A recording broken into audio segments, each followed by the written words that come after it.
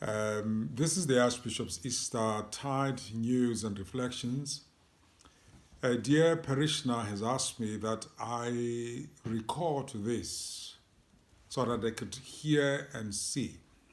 And so I oblige, and I'm grateful to Karabo Pabalo Makhoba for helping to record me.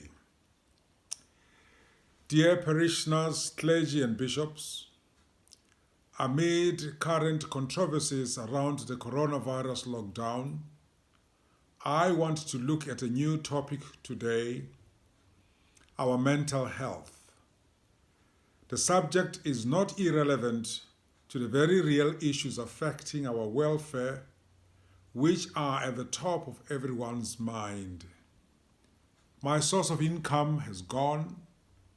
How will my family survive? Where will the next meal come from? How can I maintain social distance in a shack? How can I keep my children busy inside? How will I pay for my bond when my salary has been cut in half? Will I have to repeat my honors years in chemistry? Will we get tax holidays for paying pension funds? Why are people who have been evicted by their landlords being forcibly removed from the only land they can find to live on? Looking at a community close to us in Cape Town, take for example the people living in Mitchell's Plain area.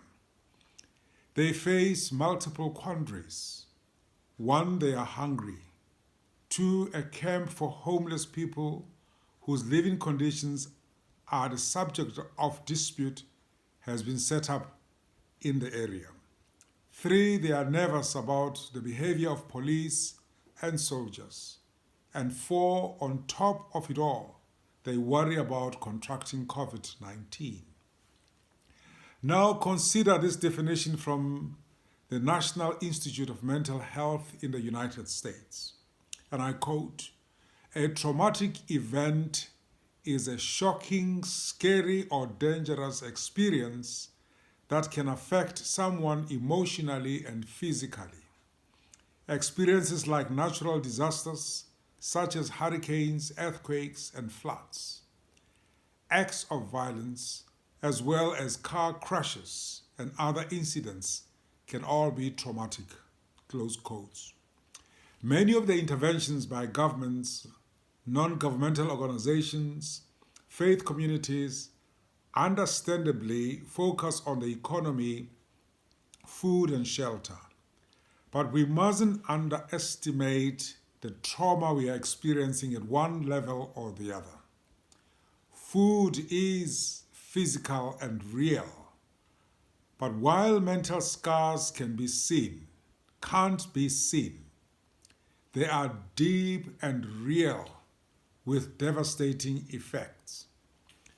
During my online meeting with young people on Monday, a big concern raised was their feelings of stress, anxiety, and fear, a confused mix of emotions about their academic studies and their finances as they face uncertainty of the coming months.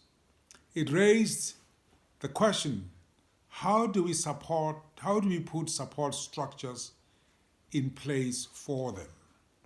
I worry particularly about young people and women on the front line, but this affects us all.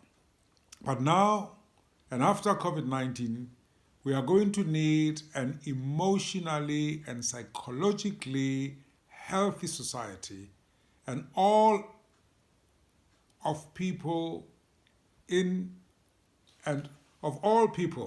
is us in the church who should be giving attention to our people's mental well-being. Sorry about that.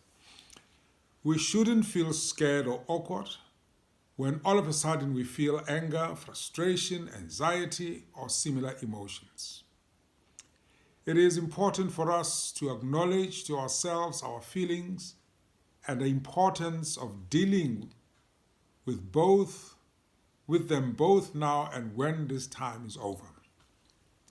The trauma will live beyond COVID-19, and we need to create spaces in which to deal with it. A crucial way of maintaining our emotional health is keeping up as much as possible our daily rhythms of prayer and worship. Morning prayer, our midday prayers, the evening offices, the Eucharist, including a spiritual Eucharist online, and our lectionary readings. We are including them on the Twitter channel of my family trust, https://twitter.com/archtrust. I find a rhythm based on the Benedictine tradition helpful. Study, work, play, and pray. Find time for physical activities, planting and weeding a vegetable patch, for example. Also create prayer communities with your family, at home, as well as online. Setting specific times for prayer and try within your means to create learning opportunities for your children. I have found the World Health Organization blurb very useful on coping with stress during the 2019 novel COVID outbreak. They highlight that it is normal to feel sad, stressed, confused, scared, or angry during a crisis. They say talking to people you trust can help. Contact your friends and family. And they urge that if you stay at home, maintain a healthy lifestyle, including proper diet, sleep, exercise, and social contacts with loved ones at home and by email and phone with other family and friends.